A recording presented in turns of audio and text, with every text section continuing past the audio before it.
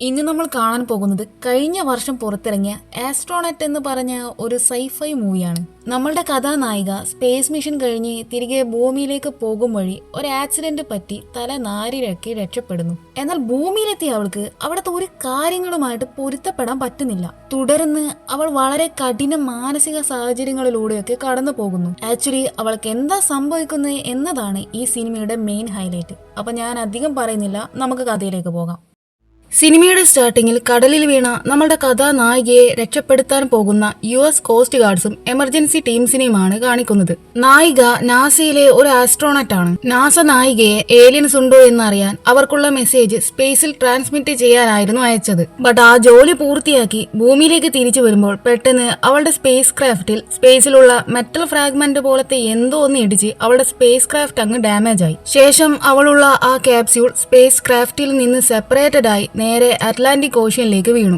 ഇതാണ് ഇപ്പൊ ശരിക്കും സംഭവിച്ചത്. അവൾ ഉണ്ടായിരുന്ന ആ ക്യാപ്സ്യൂളിനകത്തും ഹെൽമെറ്റിനകത്തും ഒരു ഹോൾ ഉണ്ടായിരുന്നു. അതെങ്ങനെയാ വന്നതെന്നറിയില്ല. സത്യം പറഞ്ഞാൽ അവൾ അപ്പൊ തന്നെ മരിക്കേണ്ടതായിരുന്നു. പക്ഷെ ഭാഗ്യത്തിന് അവളുടെ ബോധം പോയി. ചെറിയ പരിക്കുകൾ ഉണ്ടെന്നല്ലാതെ അവൾക്ക് വേറൊന്നും പറ്റിയിട്ടില്ല. ശേഷം അവർ നായികയെ ഹോസ്പിറ്റലിലേക്ക് എത്തിക്കുന്നു. കുറച്ചു നേരത്തിന് ശേഷം അവൾക്ക് ബോധം വരുന്നു. അപ്പൊ അവൾ അവിടെ നോക്കുമ്പോൾ കാണുന്നത് അവളുടെ മുമ്പിൽ ഒരു പെന്ന് ഫ്ലോട്ടായിട്ട് ഇരിക്കുന്നതാണ്.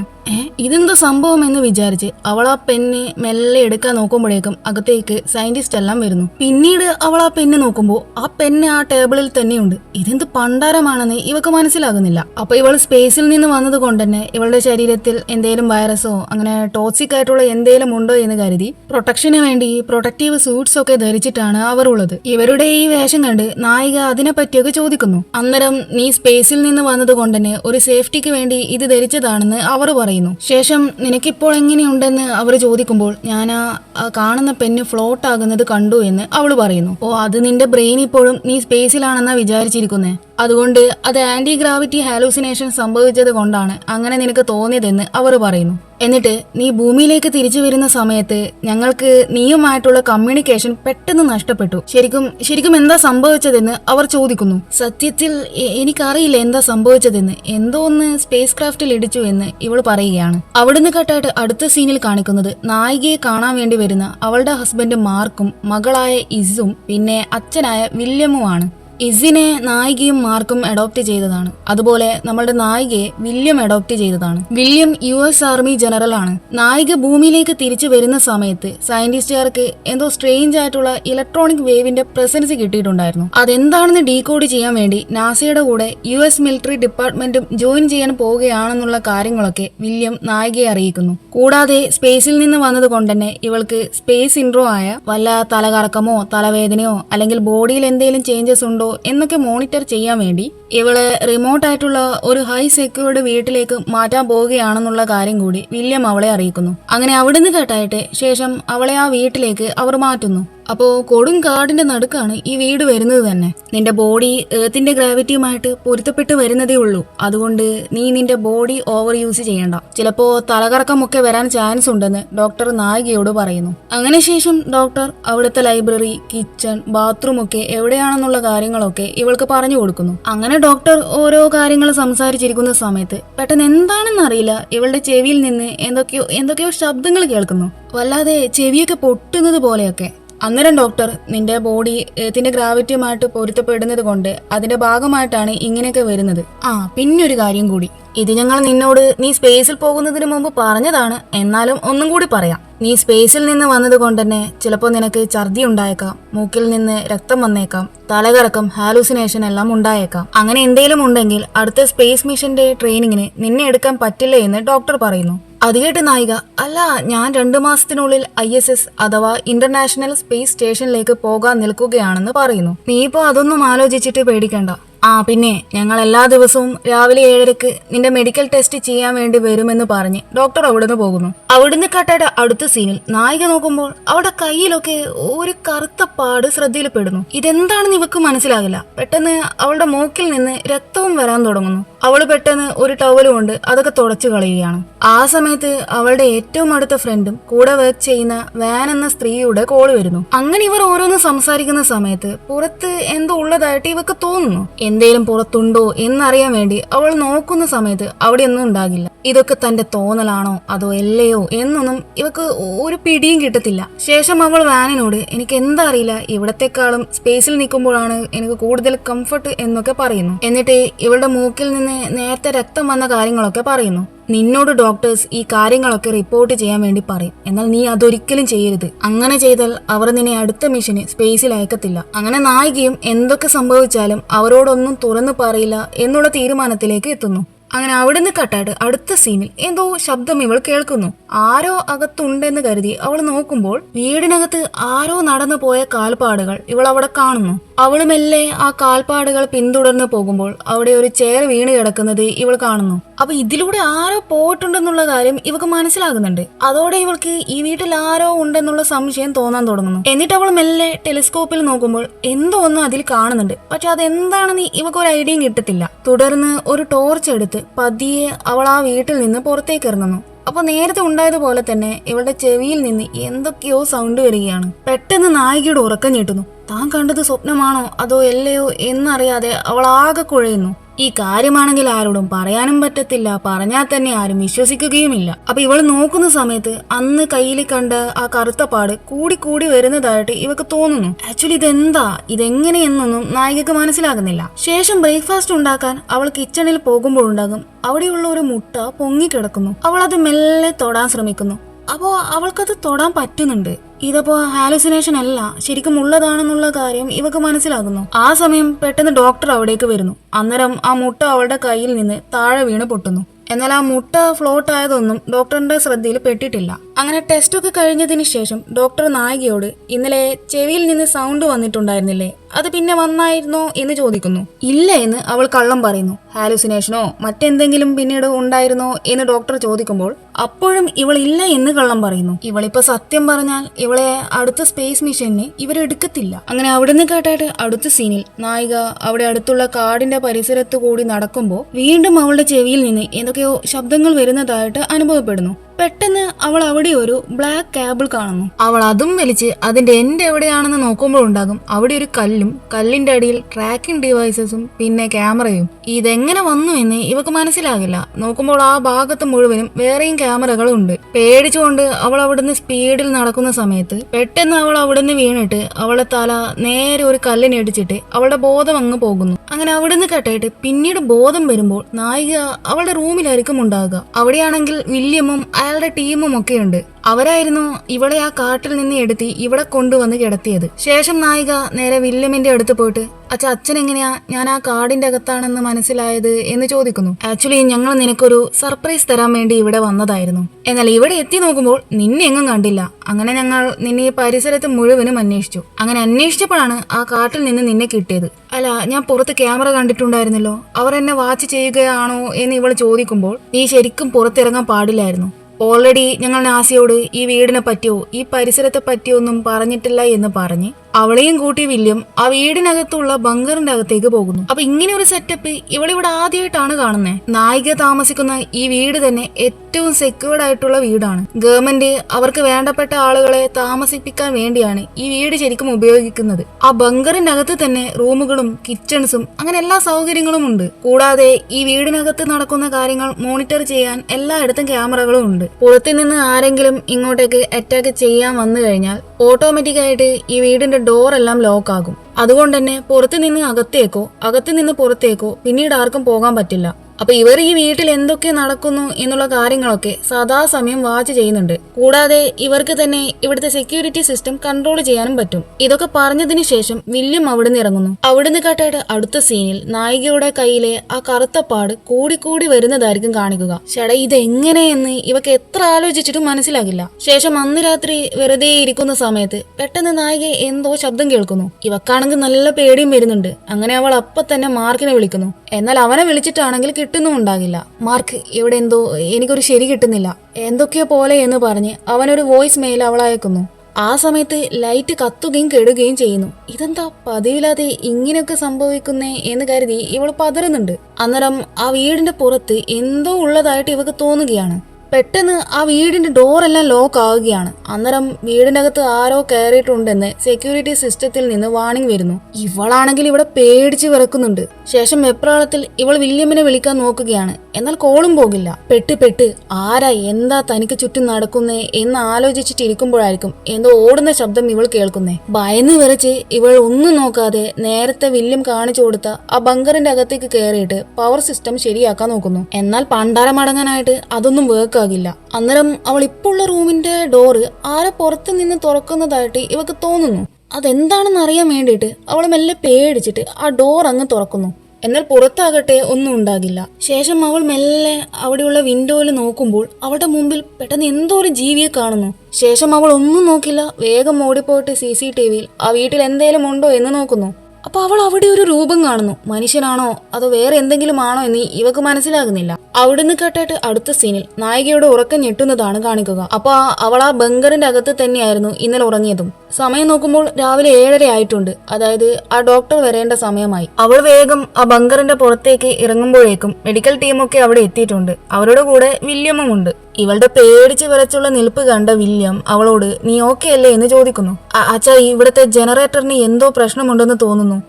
ഇന്നലെ ഇവിടെ കറണ്ട് പോയത് ഞങ്ങൾ ശ്രദ്ധിച്ചിട്ടുണ്ടായിരുന്നു. ഞങ്ങളുടെ സിസ്റ്റം അത് നോട്ട് ചെയ്തിട്ടുണ്ടായിരുന്നു. പേടിക്കണ്ട, ചിലപ്പോൾ ഇലക്ട്രിസിറ്റി സിസ്റ്റത്തിന് എന്തേലും പ്രശ്നം പറ്റിയിട്ടുണ്ടാകുമെന്ന് വില്യം പറയുന്നു. വില്യം എത്രയൊക്കെ പറഞ്ഞിട്ടും വിട്ടുമാറാത്ത ഇവളുടെ പേടി കണ്ട് വില്യം അവളോട് നിനക്ക് എന്താ പറ്റിയത്, എന്താ പ്രശ്നം എന്ന് ചോദിക്കുന്നു. അന്നേരം ഇവൾ ഈ വീട്ടിൽ എന്തൊക്കെയോ നടക്കുന്നുണ്ടെന്ന് പറഞ്ഞ് ഇന്നലെ നടന്ന കാര്യങ്ങൾ മുഴുവനും അയാളോട് പറയുന്നു. എന്നിട്ട് താൻ പറഞ്ഞ കാര്യങ്ങളൊന്നും ഡോക്ടേഴ്സിനോട് പറയരുതെന്നും കൂടി പറയുന്നു.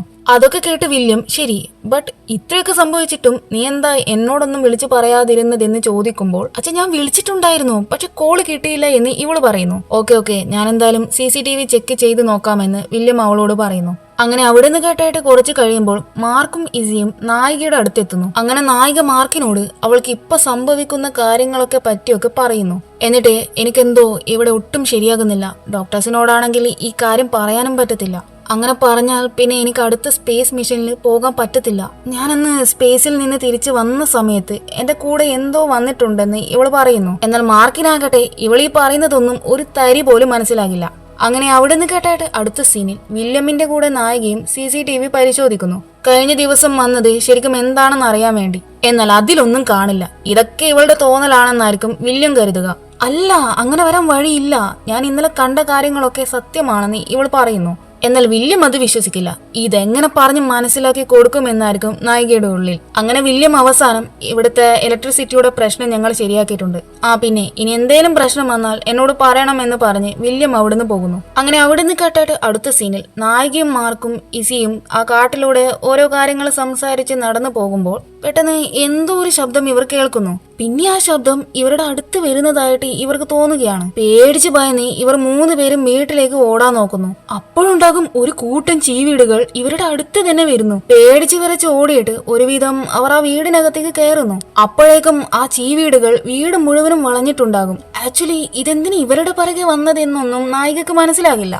അവിടുന്ന് കേട്ടിട്ട് അടുത്ത സീനിൽ അവിടെ മെഡിക്കൽ ടീംസ് എല്ലാം എത്തുന്നു. അപ്പോഴേക്കും നേരത്തെ ഉണ്ടായ ആ ചീവീടുകളെല്ലാം മരിച്ചിട്ടുണ്ടാകും. അപ്പൊ ഇവരുടെ അഭിപ്രായം വെച്ച് ഈ കാലാവസ്ഥയുടെ എന്തേലും മാറ്റം കൊണ്ടായിരിക്കും ആ ചീവീടുകൾ ഇങ്ങോട്ട് വന്നതെന്നായിരിക്കും പറയുക. എന്നാൽ നായികക്ക് അതത്ര വിശ്വാസം വരില്ല. എന്തോ എവിടെയോ ഒരു പ്രശ്നം ഇവളുടെ ചുറ്റിൽ നടക്കുന്നുണ്ട് എന്നായിരിക്കും ഇവക്ക്. അങ്ങനെ അവരെല്ലാവരും പോയതിനു ശേഷം മാർക്ക് അവളോട് നീ എന്തായാലും ഇവിടെ നിൽക്കേണ്ട, ഞങ്ങളുടെ കൂടെ വീട്ടിലേക്ക് വാ എന്ന് പറയുന്നു. മാർക്ക് അതെന്തായാലും പറ്റില്ല, എനിക്ക് കുറച്ച് ദിവസം കൂടി ഇവിടെ നിന്നേ പറ്റുള്ളൂ എന്ന് അവള് പറയുന്നു. അങ്ങനെ മാർക്ക് ഇസിയും കൂട്ടിയിട്ട് അവിടുന്ന് പോവുകയാണ്. അങ്ങനെ അവിടുന്ന് കേട്ടിട്ട് അടുത്ത സീനിൽ നേരത്തെ ആ ചീവീടുകൾ പെട്ടെന്ന് ഇവരുടെ അടുത്ത് വന്നത് കൊണ്ട് തന്നെ ഇതെന്തുകൊണ്ടാണെന്ന് അറിയാൻ വേണ്ടി ഇവൾ ഗൂഗിൾ ചെയ്ത് നോക്കുന്നു. അപ്പോ അതിലൊരു ആർട്ടിക്കിളിൽ ഈ ചീവീടുകളുടെ നേരത്തെ കണ്ട പോലത്തെ അസാധാരണമായ പെരുമാറ്റത്തിന് കാരണം ഭൂമിയിലെ മാഗ്നറ്റിക് ഫീൽഡിൽ ഉണ്ടാകുന്ന മാറ്റങ്ങൾ കാരണമാണെന്നും ഭൂമിയുടെ ഈ മാഗ്നറ്റിക് ഫീൽഡിൽ പ്രശ്നങ്ങൾ ഉണ്ടാകുന്ന സമയങ്ങളിൽ 40ഓളം ആളുകൾ UFOയെ കണ്ടതായിട്ട് പറഞ്ഞതൊക്കെ ഉള്ള റിപ്പോർട്ട്സ് അതിലുണ്ടാകും. അപ്പോൾ തന്റെ കൂടെ അന്ന് സ്പേസിൽ നിന്ന് ഈ ഏലിയൻസ് വന്നോ എന്നൊക്കെയുള്ള ഡൗട്ട് ഇവക്ക് വരികയാണ്. അപ്പൊ അതിങ്ങനെ നോക്കുന്ന സമയത്ത് ഇവളുടെ പുറത്ത് എന്തോ ഉള്ളതായിട്ട് ഇവക്ക് തോന്നുകയാണ്. ഇവക്കാണെങ്കിൽ നല്ല വേദനയും വരുന്നുണ്ട്. അങ്ങനെ അതെന്താണെന്ന് അറിയാൻ വേണ്ടിയിട്ട് കണ്ണാടിയുടെ മുമ്പിൽ പോയി അവൾ ആ ഡ്രസ്സ് പൊക്കി നോക്കുന്ന സമയത്ത് അവൾ കാണുന്നത് പുറത്ത് എങ്ങനെയാണെന്നറിയില്ല ഒരു പൊള്ളിയത് പോലെയുള്ള പാടുകളൊക്കെ. അന്തരം ലൈറ്റ്സ് ഇന്നലത്തെ പോലെ കത്തുകയും കെടുകയും ചെയ്യാൻ തുടങ്ങുന്നു. അവളാവട്ടെ പേടിച്ച് സമയം കളയാതെ മാർക്കിനെ വിളിച്ചിട്ട്, മാർക്ക്, എനിക്ക് വീട്ടിൽ നിൽക്കാൻ പറ്റത്തില്ല, ഇവിടെ എന്തൊക്കെ പ്രശ്നങ്ങൾ ഉണ്ടെന്ന് പറയുന്നു. അന്നേരം മാർക്ക്, ഞാൻ പെട്ടെന്ന് അങ്ങോട്ടേക്ക് എത്താമെന്ന് പറഞ്ഞ് കോൾ കട്ട് ചെയ്യുന്നു. അന്നേരം ആ വീടിന്റെ ഡോർ മുഴുവനും ഓട്ടോമാറ്റിക് ആയിട്ട് ലോക്ക് ആവുകയാണ്. അപ്പൊ ആ വീടിനകത്ത് ആരോ കയറിയിട്ടുണ്ടെന്ന് ഇവക്ക് മനസ്സിലാകുന്നു. ഭയത്തോടെ അവൾ ആ ബങ്കറിന്റെ അകത്തേക്ക് കയറാൻ നോക്കുമ്പോൾ എന്തോ ഒന്ന് അവളുടെ പുറത്ത് പറ്റുന്നു. അപ്പൊ തന്നെ അവൾ അവിടുന്ന് താഴെ വീഴുന്നു. പാടി വിട്ട് ഒരുവിധം എഴുന്നേറ്റ് തന്റെ പിറകെ എന്താണെന്ന് അറിയാൻ വേണ്ടി അവൾ എഴുന്നേറ്റ് നോക്കുമ്പോൾ കാണുന്നത് എന്തോ ഒരു വഴുവഴുപ്പുള്ള ഒരു സാധനമായിരിക്കും. മാത്രമല്ല അത് തട്ടിയത് കൊണ്ട് തന്നെ ഇവളുടെ പുറത്തുനിന്ന് ചോരയും വരുന്നുണ്ട്. അല്ല, ഇതെവിടുന്ന് വന്നു, എങ്ങനെ സംഭവിച്ചു എന്ന് ഇവക്ക് പിടികിട്ടില്ല. കൂടാതെ ആ വീണ ആഘാതത്തിൽ അവളുടെ കയ്യിലെ ഫോണും കൂടി പൊട്ടിയിട്ടുണ്ടാകും. കോപ്പ്, ഹെൽപ്പിന് ഇനി ആരെയും വിളിക്കാനും പറ്റില്ല, ഒന്നും ചെയ്യാനും പറ്റില്ല. അന്നേരം എന്തോ ഒന്ന് ബങ്കറിന്റെ അകത്തേക്ക് വരുന്നുണ്ടെന്ന് ഇവക്ക് മനസ്സിലാകുന്നു. ശേഷം അവൾ ആ CCTVയിലൂടെ ഇപ്പൊ ഈ വീട്ടിൽ കറങ്ങി നടക്കുന്നത് എന്താണെന്ന് അറിയാൻ നോക്കുന്നു. അപ്പൊ അത് വേറൊന്നുമല്ല, ഒരു ഏലിയൻ ആയിരിക്കും. ആ ഏലിയൻ ഇവളുടെ മുകളിലൂടെ പോകുന്നതായിട്ട് ഇവക്ക് ഫീൽ ആകുന്നുണ്ട്. ശേഷം അവൾ സെക്യൂരിറ്റി സിസ്റ്റത്തിലൂടെ വീണ്ടും നോക്കുമ്പോൾ വീടിനകത്ത് ഒന്നല്ല 2 ഏലിയൻസ് കയറിയതായിട്ട് അവക്ക് കാണാൻ പറ്റുന്നു. ഇവളാണെങ്കിൽ പേടിച്ച് വിറക്കുകയാണ്. ഹെൽപ്പിനാണെങ്കിൽ ആരെയും വിളിക്കാനും പറ്റില്ല, ഡോർസ് ആണെങ്കിൽ ലോക്കുമായി, പുറത്തിറങ്ങാനും പറ്റില്ല. ആകെ മൊത്തം പെട്ട അവസ്ഥയായി. പെട്ടെന്ന് അവിടുത്തെ CCTV ഒക്കെ ഓഫ് ആകുന്നു. ഇതെല്ലാം അവറ്റകളുടെ പണിയാണെന്ന് ഇവക്ക് മനസ്സിലാവുകയാണ്. ശേഷം അവൾ വീണ്ടും ആ സെക്യൂരിറ്റി സിസ്റ്റം നോക്കുന്ന സമയത്ത് വീടിനകത്ത് വേറെയും ഏലിയൻസ് കയറിയതായിട്ട് അതിൽ കാണിക്കുന്നു. ഇവൾ ആകെ മൊത്തം പേടിച്ചൊരു പരിവായിട്ടുണ്ടാകും. പിന്നെ ഒന്നും നോക്കില്ല, അവൾ ആ അവിടുത്തെ എമർജൻസി ലോക്ക്ഡൌൺ ആക്റ്റീവ് ചെയ്യുകയാണ്. ഏലിയൻസ് ആണെങ്കിൽ അതിലൂടെയും ഇതിലൂടെയും ഒക്കെ നടക്കുന്നതായിട്ട് നായിക കണ്ണാടിയിലൂടെ കാണുന്നുണ്ട്. അവറ്റകൾ ഇവളെയും അന്വേഷിച്ചാണ് ഈ നടക്കുന്നേ. നോക്കുമ്പോ നേരത്തെ അവളുടെ പുറത്തുണ്ടായ ആ വഴുവഴുപ്പ് പോലത്തത് ഇപ്പൊ അവളുടെ കയ്യിലൊക്കെ പടരുന്നതായിട്ട് ഇവക്ക് മനസ്സിലാകുന്നു. അപ്പോഴേക്കും മാർക്കും മിസിയും നായികയുടെ ആ വീട്ടിലേക്ക് എത്തുന്നു. എന്നിട്ട് അവളെ ഫോണിൽ വിളിക്കാൻ ശ്രമിക്കുന്നു. എന്നാൽ നായികയുടെ ഫോൺ പൊട്ടിയത് കൊണ്ട് തന്നെ അതിൽ കോള് പോകില്ല. നേരത്തെ ഇവൾ ലോക്ക്ഡൌൺ ആക്ടിവേറ്റ് ചെയ്തത് കൊണ്ട് തന്നെ വെന്റിലേഷൻ സിസ്റ്റത്തിൽ നിന്ന് എയർ നല്ലോണം പുറത്തു വരുന്ന ശബ്ദം ഇവൾ കേൾക്കുകയാണ്. അന്നേരം ഇവൾക്ക് ഇവിടെ വെന്റിലേഷൻ ഡക്ട് ഉണ്ടെന്നുള്ള കാര്യം മനസ്സിലാകുന്നു. അപ്പോഴേക്കും ഇവളുടെ പിറകിലൂടെ വന്ന് ആ ഏലിയൻസ് ഇവളെ പിടിച്ചു വലിക്കുകയാണ്. ഇവളാണെങ്കിൽ എങ്ങനെയോ ഒരു വിധം അതിനെ തട്ടി മാറ്റി ഒന്നും നോക്കാതെ വെന്റിലേഷൻ സിസ്റ്റത്തിൽ നിന്ന് വന്ന സൗണ്ട് ഫോളോ ചെയ്ത് വെന്റ് കണ്ടുപിടിക്കുന്നു. എന്നിട്ട് അതിലെ മെറ്റൽ ഗ്രില്ല് വലിച്ച് അതിലെ ടണലിലൂടെ ഇഴഞ്ഞ് നേരെ അവൾ എത്തുന്നത് ആ വീടിന്റെ പുറത്തുള്ള കാട്ടിലായിരിക്കും. ഒരു ഭാഗത്ത് ഇസി നോക്കുമ്പോൾ ആ കാട്ടിൽ ഒരു വെളിച്ചം അവൾ കാണുന്നു.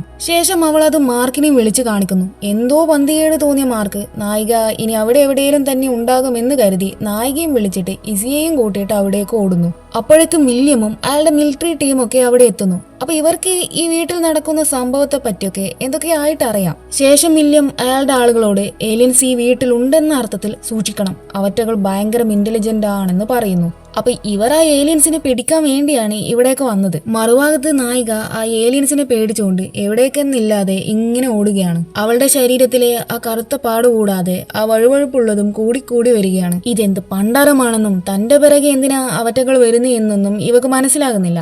അപ്പോഴേക്കും ഇവിടെ വില്യമും അയാളുടെ ടീമും ആ വീടിനകത്ത് കയറി നായിക അന്വേഷിക്കുന്നു. എന്നാൽ അവളെ അവിടെ എങ്ങും കാണാത്തത് കൊണ്ട് തന്നെ ഇപ്പൊ ആ വീട്ടിൽ അവൾ ഇല്ല എന്ന് ഇവർക്ക് മനസ്സിലാകുന്നു. മറുഭാഗത്ത് നമ്മളുടെ നായിക ഓടി ഓടി അവസാനം ആരെ മുമ്പിലാണോ പെട്ടു പോരുതെന്ന് ആഗ്രഹിച്ചത് അതിന്റെ മുമ്പിൽ തന്നെ എത്തുന്നു.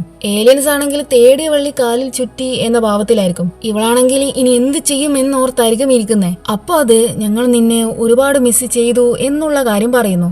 അപ്പൊ ഇവർ ഉപയോഗിക്കുന്ന ലാംഗ്വേജ് എങ്ങനെയാണെന്നറിയില്ല, ഇവക്ക് മനസ്സിലാകുന്നുണ്ട്. നിങ്ങൾ ആരാ എന്ന് നായിക ചോദിക്കുമ്പോഴായിരിക്കും അവർ ഞങ്ങളാണ് നിന്റെ ഫാമിലി എന്നുള്ള സത്യം പറയുന്നേ. ശേഷം അവളുടെ നെറ്റിയിൽ അതിന്റെ തല ചേർത്ത് വെച്ച് അവൾക്ക് സംഭവിച്ച കാര്യങ്ങളൊക്കെ കാണിച്ചു കൊടുക്കുന്നു. ഇവിടെയാണ് ഈ സിനിമയുടെ ട്വിസ്റ്റ്. അതായത് നമ്മളുടെ നായിക ശരിക്കും ഒരു മനുഷ്യനല്ല, ഇവരെ പോലെ തന്നെ ഇവളും ഒരു ഏലിയനാണ്. ഇവൾ ചെറുപ്പത്തിലായിരുന്ന സമയത്ത് സ്പേസിൽ വെച്ച് ഇവരുടെ സ്പേസ് ഷിപ്പ് ക്രാഷ് ആയി അത് നേരെ ഏരിയ 51 എന്ന USA സീക്രട്ട് ആയിട്ടുള്ള മിലിറ്ററി ബേസിൽ വീണു. അവിടുന്നാണ് ഇവളെ വില്യമിന് കിട്ടിയത്. അപ്പൊ തന്നെ വില്യമിന് ഇവളൊരു ഏലിയനാണെന്നുള്ള കാര്യം മനസ്സിലായിട്ടുണ്ടായിരുന്നു. അന്ന് അവിടെ വെച്ച് തന്നെ നായിക നായിക അവളുടെ ഫാമിലിയിൽ നിന്ന് സെപ്പറേറ്റഡ് ആയിപ്പോയി. വേറൊരു കാര്യം എന്താണെന്ന് വെച്ചാൽ ഇവരുടെ ഈ ഏലിയൻ സ്പീഷീസിന് ഒരു നാച്ചുറൽ എബിലിറ്റി ഉണ്ട്. അതായത് എന്തേലും ഡേഞ്ചർ സിറ്റുവേഷൻ വന്നാൽ അവർക്ക് ഓട്ടോമാറ്റിക് ആയിട്ട് ഹ്യൂമൻ ഫോമിലേക്ക് സർവൈവലിന് വേണ്ടി മാറാൻ സാധിക്കും. അങ്ങനെ ഭൂമിയിൽ വീണ് അകപ്പെട്ടത് കൊണ്ട് തന്നെ നായികയുടെ ബോഡി ഓട്ടോമാറ്റിക് ആയിട്ട് ഹ്യൂമൻ ഫോമിലേക്ക് മാറി. നായിക അത് കോൺഷ്യസ് ആയിട്ട് ചെയ്തതല്ല, ഓട്ടോമാറ്റിക് സർവൈവൽ മെക്കാനിസം പോലെ അവൾക്ക് ഹ്യൂമൻ ഫോമിലേക്ക് മാറാൻ പറ്റും. അന്ന് അവൾ കുഞ്ഞായതുകൊണ്ട് തന്നെ അവൾക്ക് താനൊരു ഏലിയൻ ആണെന്നുള്ള കാര്യം ഒന്നും അറിയില്ലായിരുന്നു. തുടർന്ന് വില്യം അവളെ ഗവൺമെന്റിൽ നിന്ന് സീക്രട്ട് ആയിട്ട് പ്രൊട്ടക്ട് ചെയ്ത് ലീഗലി അഡോപ്റ്റ് ചെയ്ത് തന്റെ സ്വന്തം മകളെ പോലെ വളർത്തി. വില്യമിന് ഈ ഏലിയൻസിനെ കുറിച്ച് സ്റ്റഡി ചെയ്യണമായിരുന്നു.